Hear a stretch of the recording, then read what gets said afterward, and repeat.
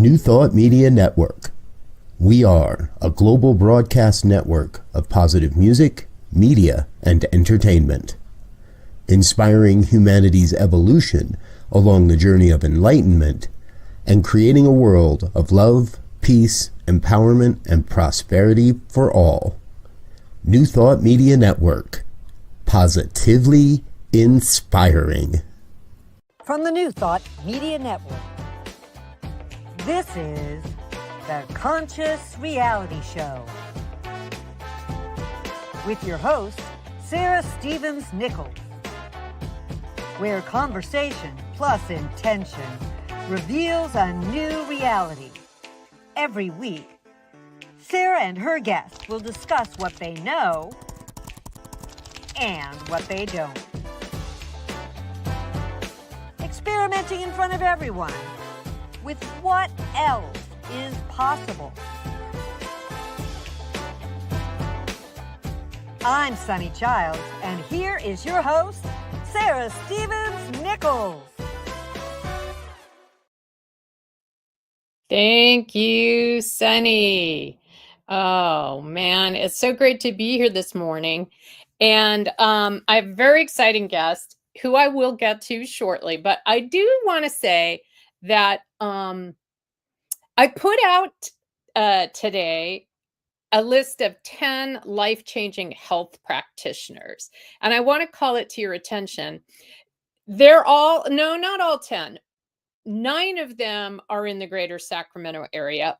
But the reason I put it out is twofold. One, if you live in the greater Sacramento area and you have any kind of ongoing health issue, you might want to check it out. And you can always just come back to this video and take a screenshot of it or subscribe to my newsletter and see it there.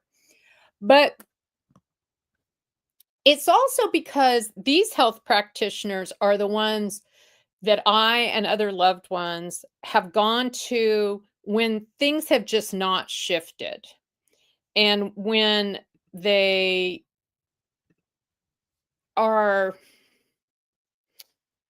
there are patterns that regular doctors aren't able to address, or we go to someone we think can, they say they're going to cure it and they don't. And then we decide, we just have to live with this forever. So there's a couple of life-changing psychiatrists on here, for example, who are not all about drugs. They do prescribe drugs and rely on drugs, but they also, like Dr. Abhishek Ray in Folsom, try to get to the bottom of what is really driving it. He's an integrative psychiatrist and he uses Ayurveda. Or, for example, Dr. Michael Quiker in the Arden area, who has a whole health associates practice with acupuncture. He is a board certified physician, but he is using a computer to figure out where you're unbalanced, and he treats a lot of it through diet, supplements, and homeopathic, but he can also do all the other stuff. So things like that, I want to remind each of us that to never give up. There are so many issues that I have had in my body, like my knee for years and other issues where I haven't been able to walk or I haven't been able to use it. And then I keep trying and I keep searching and I keep searching and I finally find something that shifts it. Sometimes that's a spiritual practitioner. I don't have any of those on this list, but you can ask me about that too. So speaking of somebody who keeps trying and keeps trying and keeps trying, my guest today is world champion dog trainer, Sandy Rogers. She says, or other people have told her animal is her first language. And I will say that I'm guessing many of you either have a dog that has some behavior issues or know a human that has some behavior issues with regard to their dog or your dog. And my guess is that, I don't know if she would say this, but there's a way in which Sandy is more of a human trainer than she is even a dog trainer, because she's got to teach us how to be with our dogs. I'm someone who grew up with dogs and grew up with humans that were not great with dogs. So I really appreciate Sandy and her sense of humor and her ability to tell it like it is. So let's bring Sandy on without further ado and see what she has to say. Hi, Sandy. Welcome. Oh, and you are still muted, so let me unmute you. Cool. Yay. Here we Hi, are. Sarah. Did I lie? Are you a bit of a human trainer at the same time, or do you have to pretend you're only training dogs? The dogs don't come by themselves. There is an entity on the other end of the leash. That is very true. My business card actually says dog trainer, people teacher. Dog trainer, people teacher. Yes. Because they have to be, that's the reason it never worked for my mom, is we could have taken that dog to training, but she would never have done any of the things that she was supposed to do after that. Well, that's the big challenge, because the joy in owning a dog is your relationship with the dog and feeling like you know it inside and out. So then when you have somebody else suggesting that your dog is not interpreting life as you think it is, that can rub folks the wrong way, right? Yeah. Hey, by the way, you have Marlia Braun is watching us live, and she says, Sandy is great. I need training. So I just put that on the screen as well. Thank you, Marlia, for watching and commenting. We appreciate all comments. Anybody who wants to comment, go ahead, and I might put it on the show. I might not. We'll find out. So, Sandy, I understand you're interested in being an effective teacher, and that you're having some interesting thoughts and experiences around that right now. Is that true? What's been going on? Well, when you originally asked me, where I could go, I had been thinking about this business about what if you have to teach something that you know nothing about. And I was thinking about my clients. I was thinking about here they come with their dogs that they actually know a lot about. Right. But then I'm expecting them to teach another species in a different language that they haven't done before. They've not communicated with their dog in the way I'm suggesting that they do it. Right. Yeah. So I'm saying you teach this and you know nothing about it. Usually they're having to teach something they don't know anything about. Well, yeah. I'm the instructor, they're the teacher. Yeah, so they're the teacher. They have to want to teach. They have to be inspired by their pupil, which is the dog. But before we came on, I was getting, to do a little cramming and reading some of your past blogs. And one of them was about the changes that you've made in your life through routine and discipline. And having been a alcoholic for about 42 years, I'm not a very disciplined young lady. and I can see where it's getting in my own way for some changes I'd like to have happen in my life. Yet I expect my clients to be disciplined and consistent with their pupil. So I sort of want to learn how to be a better teacher to me about creating some better habits. So it all kind of, I hope that kind of made sense, but things as they come into my conscience, like cement together. That's cool. Well, later in the show, when I get a chance to coach you, maybe we can work on that a little, because that is so hard, right?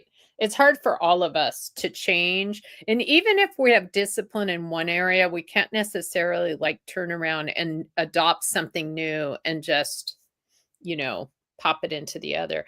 I had someone sent me a link to this YouTube that was essentially about building discipline, new healthy habits in eating and exercise and stuff. And I hated it. I know I was supposed to like it. They were sending me to hate it. I hated it, even though I have, or maybe because I have a lot of habits built up in that area. But I hated the sound of it. There was just this, it was just this like, get over it, just do it, stop being an idiot. That was sort of the general tenor of this whole thing. And I thought, I do not relate to that. I also am an addict in recovery. And so, from food addiction, from overeating, and it isn't like somebody just saying, get over it and do it. That, if that would have worked, I would have stopped it a long time ago, right? I can't just wave a magic wand. So yeah. Well, I want to make sure that we can all see that this is how you would get a hold of Sandy if you're interested. I feel like I'm covering up. Maybe I'll just do this because I was covering up your QR code there. That is a way to go to Sandy's website, the sandyrogersdogs.com, and get a hold of her and find out. Now, Sandy, you're in the Sacramento area and you're instructing people and doing dog training there, but you're also you also have like a system you teach, don't you, that or developed that people can use whether they're working directly with you or not. Is that correct, or am I misunderstanding it? Yeah, I coach worldwide online for individual, like you can just book a consultation, but I also do have a program that was born out of COVID, like so many things. Yeah. And I used to use it. It was the 3 skills that I used to get the agility dogs started. And because in agility, the dogs have to want to participate. They're not going to go fast and be happy and do the things. I mean, what is agility? I don't even really get that. It's obstacle course racing. So you have a course and you're guiding your dog through obstacles. The obstacles are always the same, but the course is always different. Okay. And it's timed. Right. The fastest one to do everything right wins. Okay. If you've seen horse jumping in the Olympics, I was going to say it's like the horses. That's what it was fashioned after. Okay. Yeah. So with that, during the COVID, with agility, you came up with 3 things. There are 3 behaviors, and they're what we need in agility. We need the dog to go somewhere and wait for further instruction. We need the dogs to have directionals, loop back and come back to us.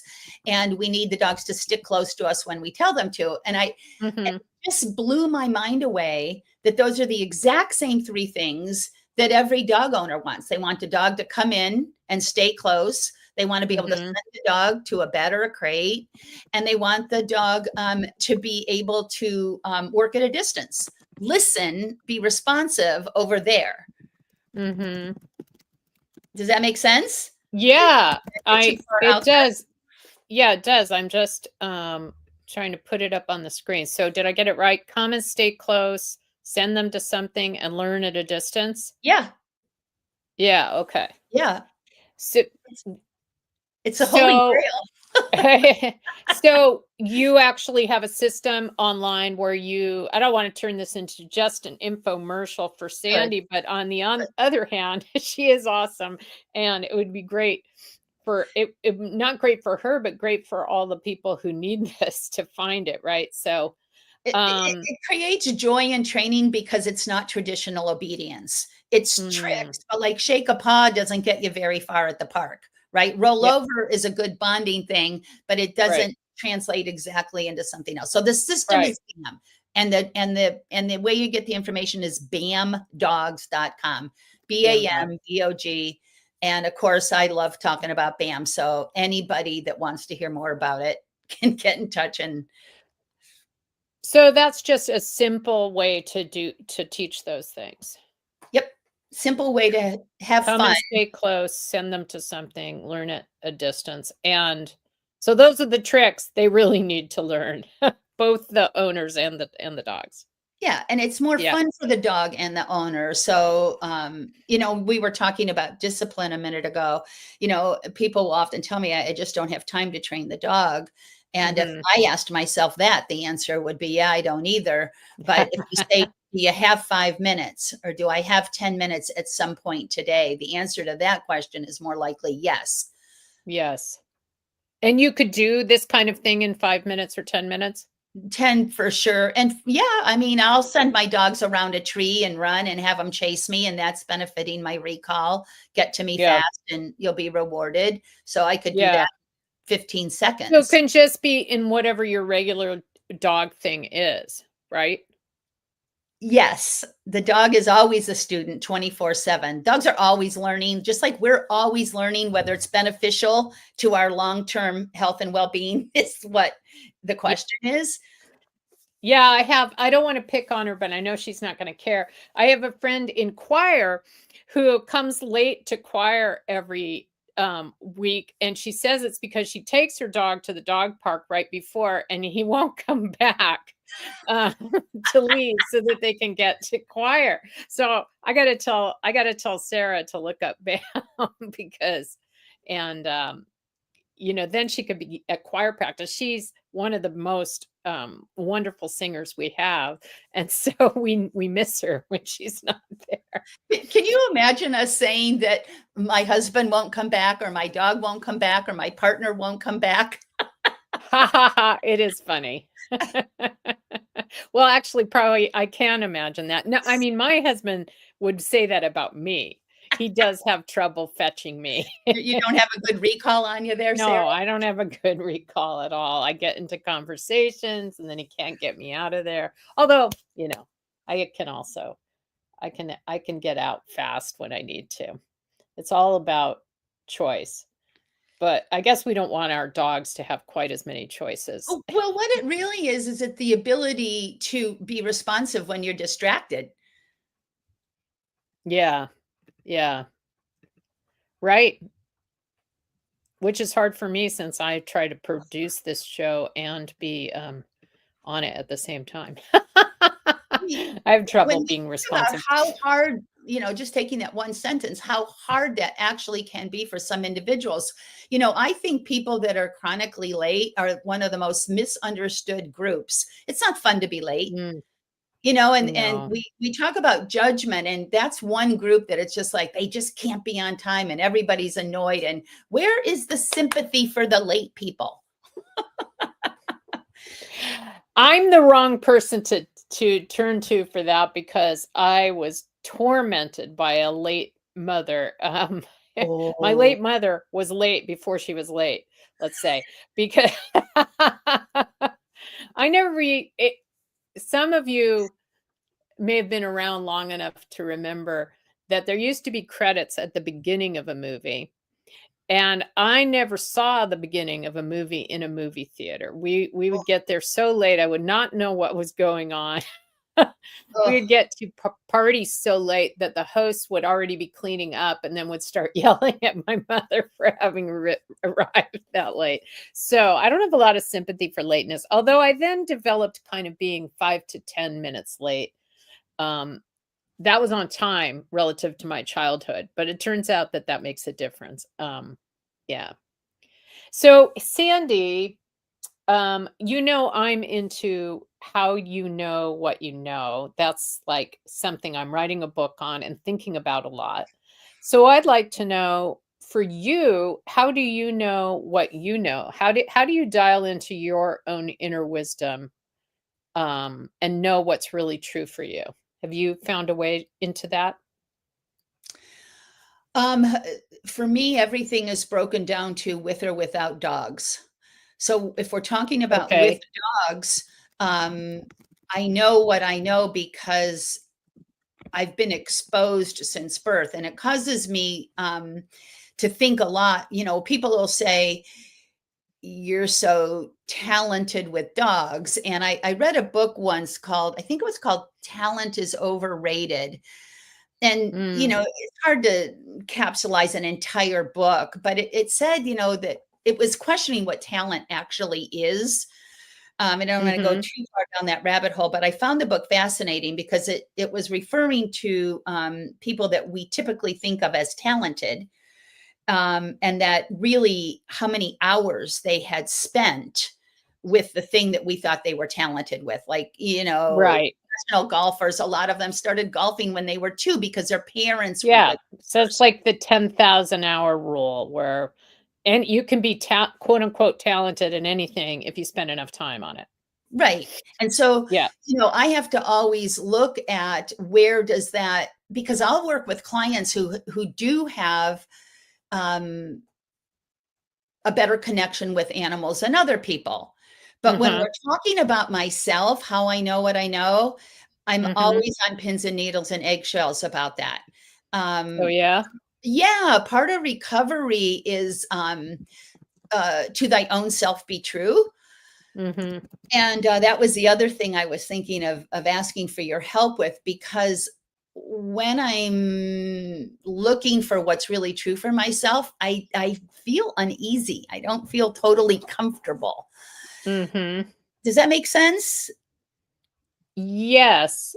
Well, tell Ask me me more another about that. question. Even Well, though it's earlier in the show than I was going to do it, I'm interested. What well, there's is the discomfort a sign that you know something, or is it like kind of something that's keeping you from your knowing? Is that what you mean?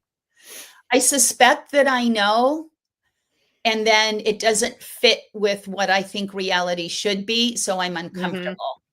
It doesn't fit with what I would prefer. And it's usually to do with, getting somebody else unhappy. Gosh, I hate the thought of myself being a people pleaser. I don't know why I'm so like, I'm not a people pleaser, but Not a people pleaser. why would that be? But I sure like to make people happy, and I sure like to meet people's needs.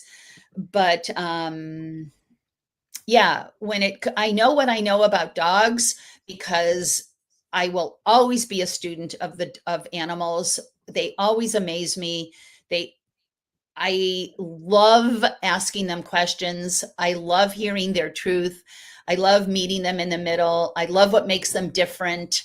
I love the creativity that helping animals draw the conclusions that work for society, not just for themselves.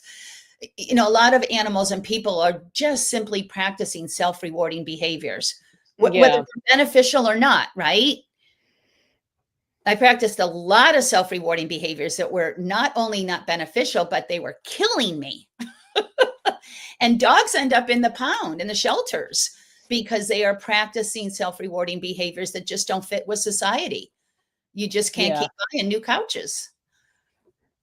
Yeah, that was the one thing on that habit video that I hated that I listened to recently that I had to really agree with, that everything that is a habit that doesn't serve us was something where we were going for a short-term hit or fix of some kind, a self-rewarding behavior essentially. And we were not willing to be uncomfortable.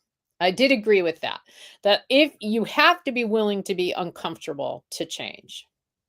One of the things I say a lot, and I did not invent it, and I thought Dr. Joe Dispenza invented it, but I found out he got it from somewhere else, and I haven't found out where, is that all of us who are in self-improvement in any way, maybe, I don't know if it would apply to animals, you could tell me, is we're moving from unconscious incompetence to conscious incompetence,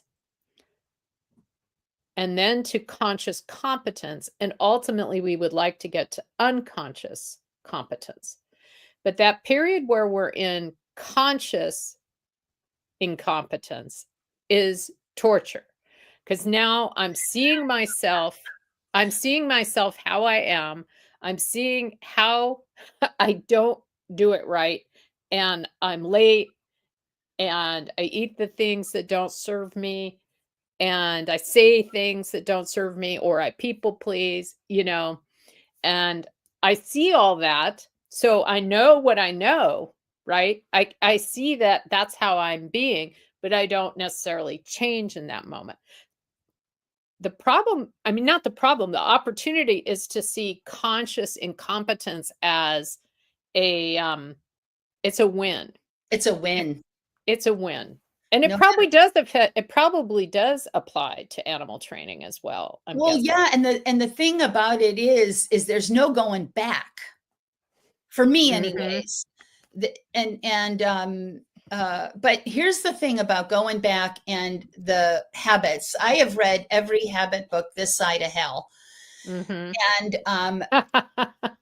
and I'll hear people, happened day before yesterday, somebody said they say that you have a habit or you lose a habit or you whatever, exchange a habit in 30 days.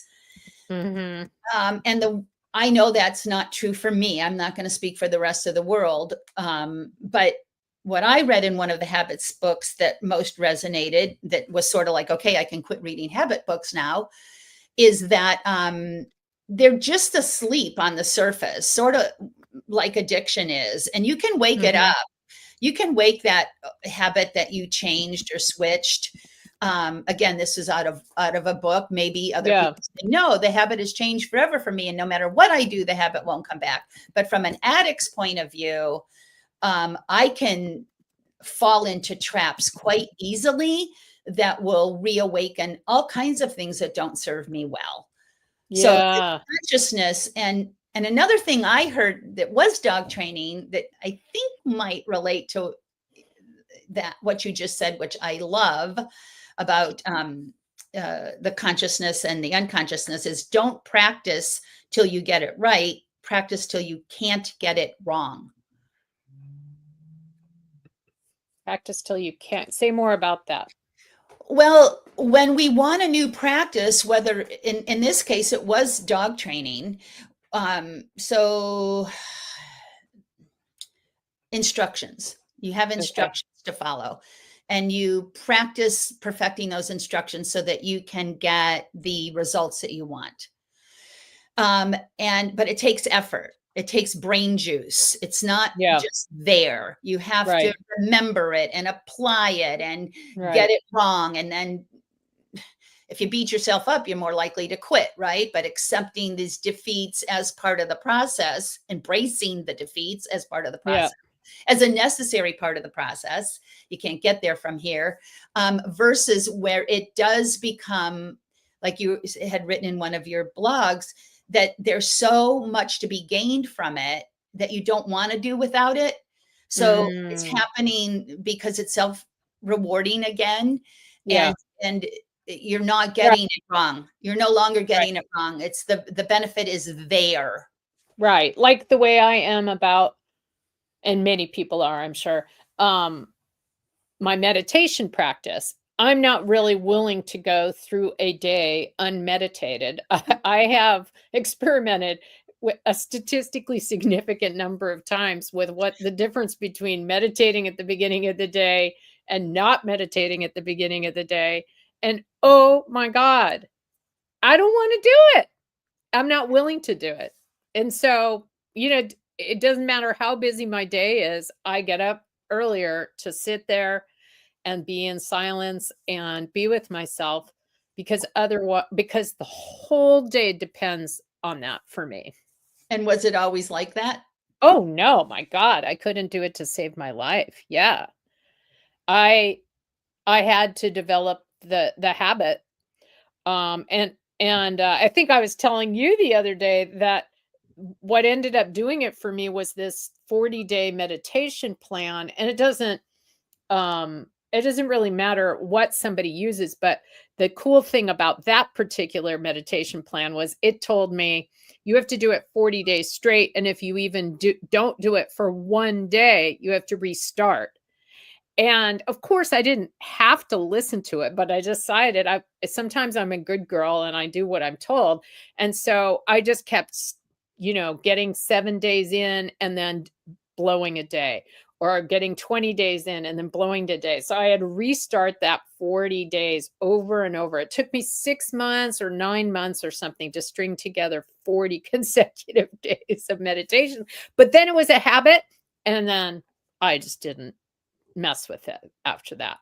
Listen, we're going to go to acknowledge our sponsor again. And then when we come back, we're going to get into you and anything you want to work on. Oh boy. Maybe what we talked about. Awesome. Right. On behalf of everyone at New Thought Media Network, thank you for being a member of our virtual family. Your financial contributions help share the New Thought message with people from around the world. Please visit and contribute at www.ntmedia.org/donate. New Thought Media Network, come be you. And please like, share, and subscribe. Until next time, peace and blessings. All right, we're back with Sandy Rogers, world champion dog trainer, who is going to let me experiment with her a little bit on what else is possible and how does it get even better than this. So, well, let's get into this difficulty knowing. We were starting talking about it. You get uncomfortable. So what's something, do you have any decisions that you need to make right now that you're willing to be slightly, you don't even have to be public on what the decisions are, but you could have an A and a B. I just saw on your sponsor's ad, come be who you are. So I like that idea. Yeah. And I think that so this business of teaching something that you know nothing about, and I am currently having an issue that I throughout my life keep thinking I have licked, Mm-hmm. and it's the food. And Okay. I do think that it is learning. I want to be true. My therapist, I get outside help too. My therapist asked me what my values were in my life. And he asked me how valuable my health was to me, Mm-hmm. like scale of 1 to 10. And I Right. said it's off the charts, but my actions with what I'm putting in my mouth do not. Once I heard that if your words and your actions match, you have harmony. Mm-hmm. So my words and my intentions and my health are not matching. Going in opposite directions. Yeah, yeah. And I think that I've been acting like I know something that I don't about Mm-hmm. myself. And of course, I have more than one addiction. I have an addictive personality. So Yeah. I get to play. I've been I've been sober for 6 years. I'm very proud of that. 6 years. Yeah, 6 years of a beautiful recovery and growth in every direction. And I've been surprised that the food came back to tug at my health and well-being and serenity. Yeah. Well, yeah. So, can you nutshell that? So let's do this. Close your eyes.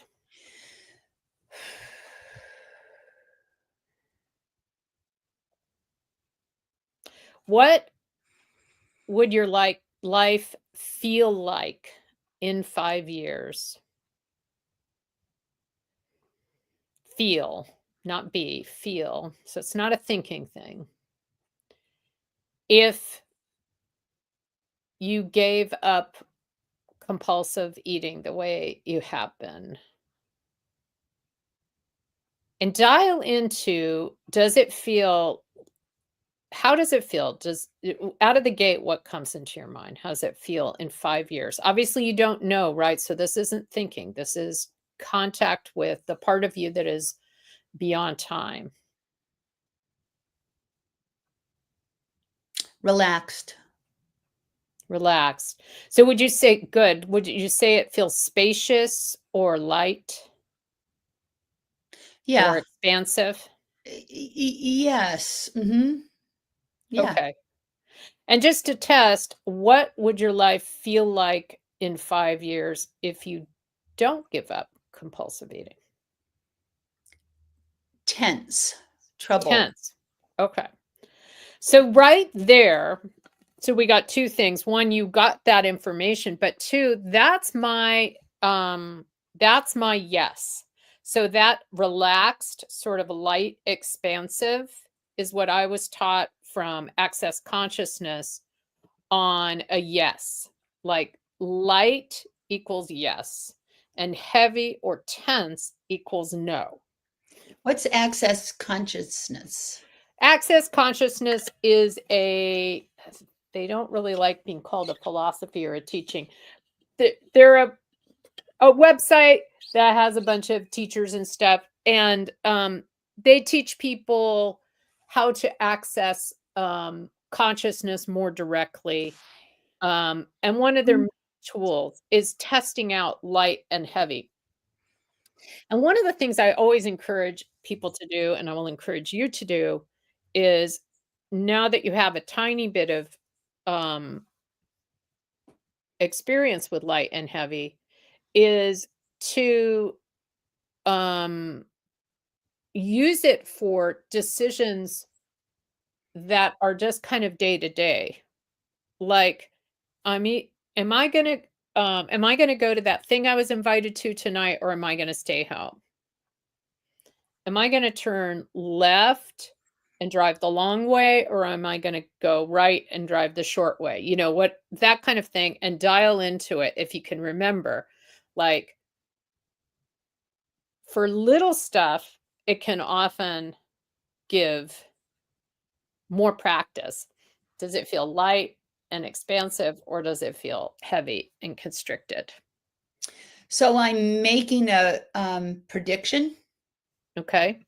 Is that the exercise? So it's not really a prediction. You're actually, because prediction is preoccupied with what happens in the future.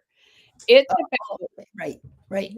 is about what is, well, I guess you could call it a prediction, but what it is about what Deepak Chopra calls my non-local intelligence. So the part of me that is connected to all things, you could call it connected to your higher power or the universe or spirit. But the part of me that's connected to all things knows right now what is really light and expansive as a choice for me, and what is constrictive and heavy as a choice for me. And all choices in my life are available. That information is available to me right now. So what do you think about that? I feel it. It just changed my mind about doing something by doing that for a second. That's interesting. Yeah. Yeah, I was gonna, should I go there for a second? Sure. Yeah, go there. I was going to let somebody know something that I wanted them to know that they wouldn't take well. And sometimes in recovery, we talk about going to the hardware store for bread. Yeah. And why would I do that? The thought of doing it, I just felt like, ugh. And the thought of just letting it go, knowing that the solution and the piece that I would want from the interaction isn't really available. From that source. It's really not. Wonderful. Wonderful. Great awareness. I love that. And on the subject of compulsive eating, what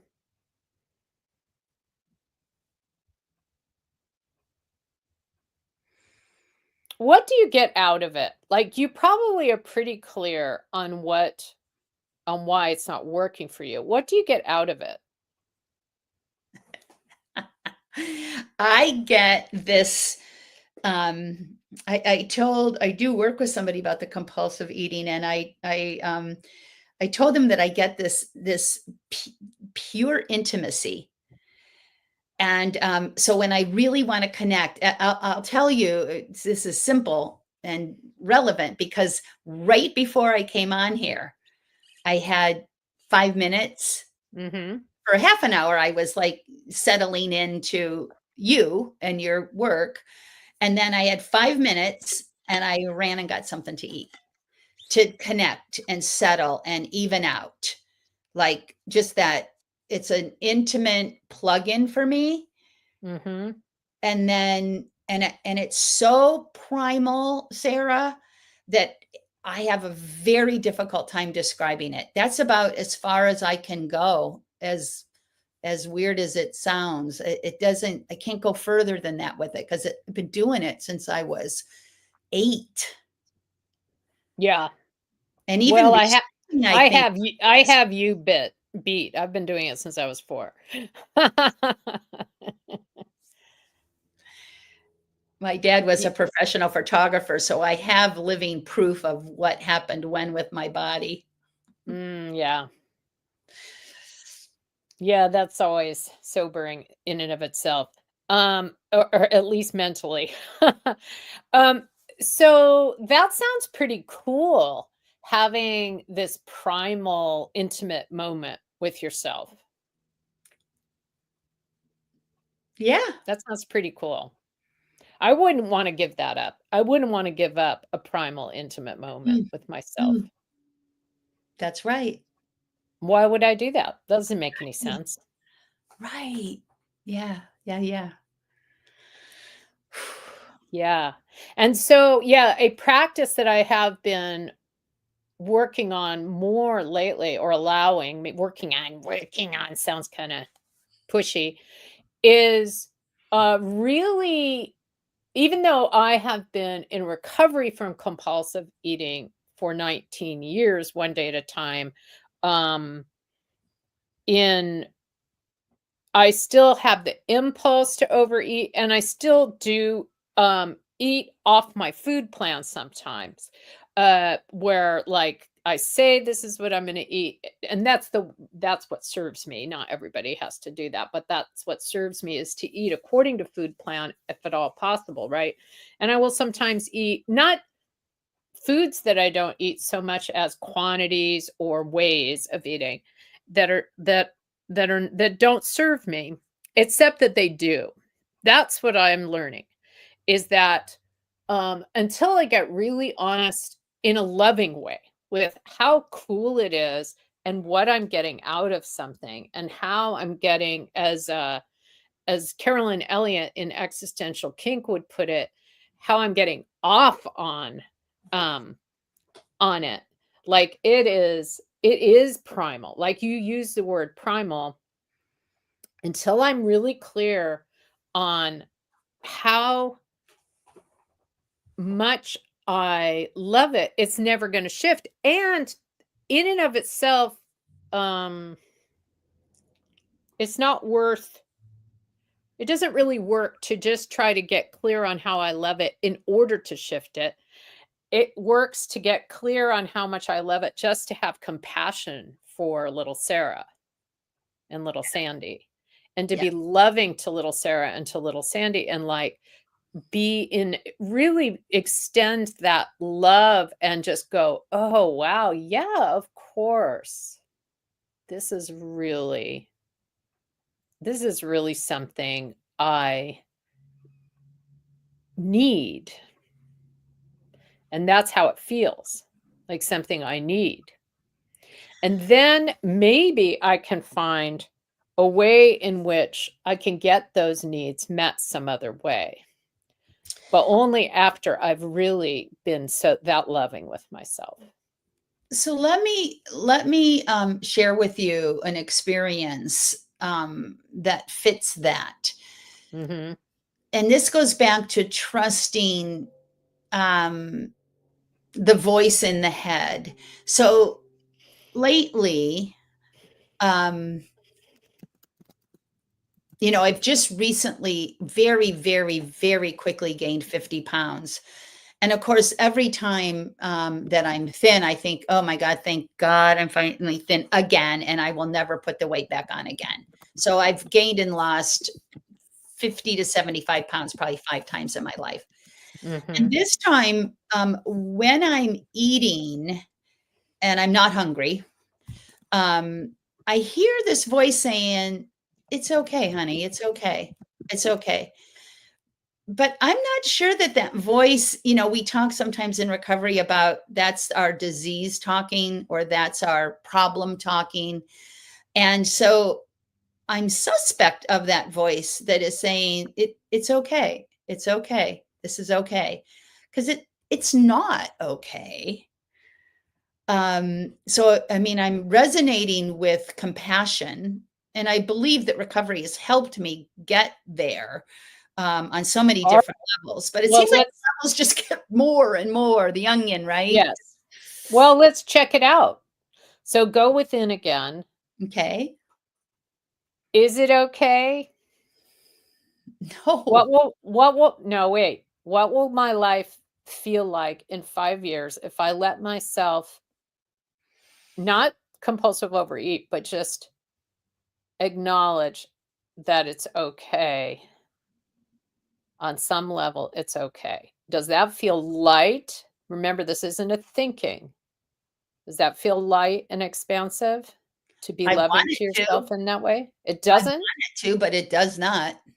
Okay, let me see. Sometimes I can know it for someone else, so let me see it for me. Is that okay? Feels light and expansive to me. All right, let's try the other. Okay. Let's try. How does this feel like? Sandy Rogers, that is not okay. Does that feel light and expansive inside? My thoughts are really getting in the way of my feeling. intuition. Yeah. Yeah. Well, it's familiar. See, that's the problem, Sarah. That voice is familiar. So there's this piece that goes with it. Like, yeah, that's what I need. Yeah. But that's a thought, not a feeling. One of the things that took me about 2 years to actually, I was surprised in some ways that you were able to dial into the light and heavy. And I before I chalk it up to spending years in recovery that you have. But for me, one of the things that got in the way of that for a while is that because I was a good girl and I tried to do what I was supposed to do, I thought should equals yes. Like what I should do is the truth. That's a yes. And should is by definition sort of dense and heavy. You can just feel that. Should, heavy, do it. You got to do it. You got me there. Yep. Right. And so let's just try a clearing. Every place you decided that you could only do, you should only do what you should do, and then you weren't allowed to do what you shouldn't do, and everything that is times a gazillion are you willing to destroy and uncreate? And you just say yes. Yes. Right, wrong, good, bad, pod, poc, all 9, shorts, boys, povets, and beyond. That's the weird clearing statement from Access Consciousness. It just sort of sounds like hocus pocus, but it's supposed to clear out all the layers of the onion around that concept. And let's see. Are you going to put that in the chat? Yeah, I'll put it somewhere. I'm trying to find it. I thought we have it on our banners. You went through it fast. Yeah, I can't. Yes, that one. Don't worry about it. Okay. You don't have to know what it is. Okay. And then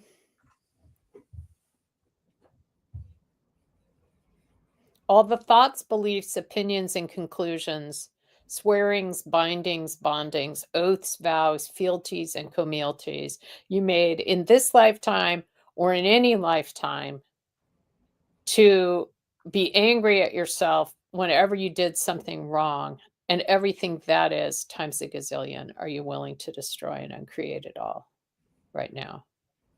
Yes. Yeah. Yes. Right, wrong, good, bad, pot, all nines.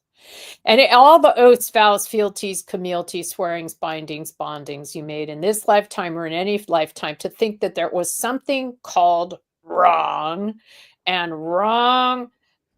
there was something called right, and that if you didn't come down on the right side of that polarity, then you not only had done something wrong, but you were something wrong and bad, and everything that is times a gazillion, are you willing to destroy and uncreate? Sure. Yes. Right, wrong, good, bad, pot, all night, shorts, rice, poets, and peels. Woo! That freed up some energy. Yeah. For me, anyway. Maybe not for you. Yeah. Woo! That feels light.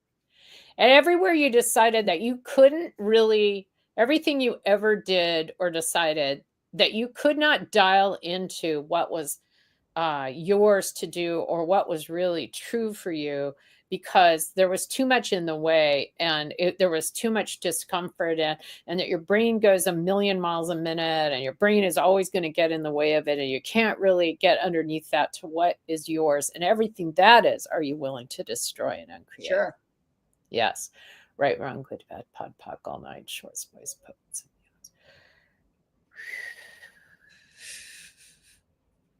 Cool. Well, we kicked up a lot of dust there. I would like to invite you to, and we'll get a second to talk more about this, but what we're going to do is we're going to close out. We're going to do that weird thing where we do the whole closing, then we keep the cameras on and it's live, and we just talk about what just happened more. Cool. But I will invite you officially to, and anybody else who's listening, by the way, when you listen to all that stuff, say yes each time, and it will help you. Right? It's not just me and Sandy who can have those clearings. Anyone listening can. Invite you to consider, if you're going to be in that primal eating mode anyway, being really loving to yourself when you're doing it, and going, oh, this is something I really feel I need. And just like kind of honoring the little girl in you that wants to do that and that thinks she needs it. And maybe that might, at some point, that honoring and that love may translate to something else being possible. But right now it's just a way of really being loving in a way that I don't think any of us would, it's cliche at this point, but none of us would treat someone else the way we treat ourselves. Right. Yeah. Yeah. So, yeah. And I'm ready for that move. I've been, and maybe that is what I'm hearing. It's okay. It's okay. Yeah. All right. Let me just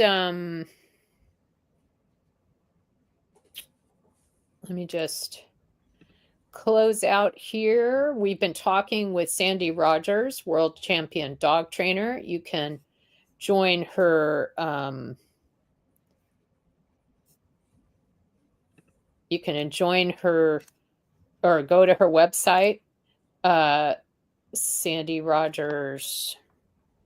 I don't remember what it is. It's Sandy Rogers Dogs. And I offer a free Friday night drop-in Q&A, and if you get on my mailing list, if you get on my mailing list, and that's actually through Ace Dog Sports. Okay, so we've got all of those. Yeah. AceDogSports.com, and you can get all of those in the YouTube below. All her websites are in the YouTube notes underneath it. So just click on one of those, and those are all hot, and you can get there. And free Fridays are open to anybody. Free Fridays. Yep. Cool. That sounds fun. And then if you want to hang out with me more and have me ask you questions like I was asking Sandy, one way to do that, or the easiest way to do that, well, you could get a private session with me that some people pay as much as $1,000 for, or you could come to the $50 drop-in sessions that I have every month, where there's about 5, 6, 7 other people typically, and we go through things. So that's on the third Tuesdays of the month, and I should have a little QR code on there too. And you can subscribe to my newsletter to get the real links to all that kind of stuff and keep up with what I'm doing. If you hop on Sara Stevens Nichols substack.com/subscribe, or go to my website at sarastevensnichols.com, or click on this QR code. And please do subscribe to the Conscious Reality Show so you never miss a show. All right. Let's take it away here and come back. Stay with us while we... Thanks to our guest, to host Sara Stevens Nichols, and to the New Thought Media Network. I'm Sunny Childs, producer of the Conscious Reality Show. Join us live next Wednesday at 9 a.m. or stream the show at your convenience. Subscribe to Conscious Reality Show YouTube channel so you never miss a show. If you'd like to learn more about us, check out www.sarastevensnichols.com. Yay. Yay. Well, how was that for you? Did it was fast. It was too fast. I could shoot go really fast. Forever. Well, we really do like to talk to each other. I try to bring people on the show that I just want to talk to for 6 hours, but then it's hard because then we're only talking for an hour. Yeah. What did you get anything out of that hocus pocus part that I was doing? Like did you feel any energy free up? Of course. Yes, maybe not of course, but absolutely, Sarah. It's just about being alive, and I have recently been experiencing a very opening truth that I really believe in my heart and soul that I am where I am supposed to be on every level. And if I believe that to be true, it would have to be that everything that's ever happened to me is where I was supposed to. And it really kicks should out of the whole fucking thing. Yeah. Because I believe it and I feel it stronger and stronger. And for lack of a better word, it's a perfectly wonderful word. It's faith. And so the more I embrace that, the more these things like woulda, coulda, shoulda, right, wrong, they won't fit. They can't fit because it's trust and love. And I want those things to guide me now. I've let booze and self-destruction guide me for way too many decades in my life. So thank you very much, because any piece I get that can shift into this all accepting way, which is way more easier than trying to change stuff. Yeah. And like you were saying, working, this working, I'm going to work on that. I'm going to work on that. It's like, no, I'm going to let that happen. I'm going to invite that and let it happen. Yeah. And see what happens. What else is possible? Yeah. I don't remember if I was telling you this, but I've been telling a few people. So I was having a lot of trouble earlier in the year. Well, I still am sometimes, but especially a lot of trouble with the current presidential administration and things that were happening. And I was having trouble sleeping, and just really, my savior complex was activated, and I was kind of deciding that I had to save the world and all this kind of stuff. So I started doing like a layer of surrender that I hadn't done for a while, of getting on my knees every morning again but first thing, the second I woke up, and saying, you know, God, I give you this day. I give you the whole day. I give you my food. I give you everything. I give you the news. I give you the United States of America. Give me back, which is what is mine to do. And immediately I got some relief, but then about 2 or 3 weeks into it, it started to dawn on me that by starting my day that way every day, I had now actually kind of given up the right to, or any reason is a better way to put it, for judging anything that happened that day. Because I had now given it all to God. It wasn't that I took it back. It was that I gave it and this thing happened. So therefore that must have been God's will. So there was really no particular reason to be angry or judgmental about it. Right. And that sometimes sucks. Like I'm not at all interested in thinking that it's God's will that this gigantic tax cut for billionaires just passed the US Senate and will take millions and millions of Americans off healthcare coverage. That to me does not seem like it should be God's will. On the other hand, I gave that bill to God on my knees. So I guess the only alternative, which I'm sure lots of people choose, is just not believing there is a God. And I don't believe that God is like a puppeteer that's arranging events. It's not that. It's more that I can't see the full picture and I don't know what else is possible and what's coming, you know. So I'm going to end the live stream there. We can still keep talking a little about how this all went. Anything you want to say to anybody who's still on before I hit that? Well, I would like to say thank you so much for coming. And if you don't see how some of these talks were related to dog training, just get in contact with me. And I do love helping people with their dogs more than anything in the world, because the dogs usually come out better for it too. And even if it means them going to live someplace else, that, you know, helping the path for everybody. And I want to thank you, Sara, for being such a positive influence in my life and so many others. You are a wonderful woman, and I'm so grateful to have you in my world. Thank you. I appreciate that. And I would like to push back on that compliment, but I'm not going to. So we'll just say bye, everybody. Thanks for joining us.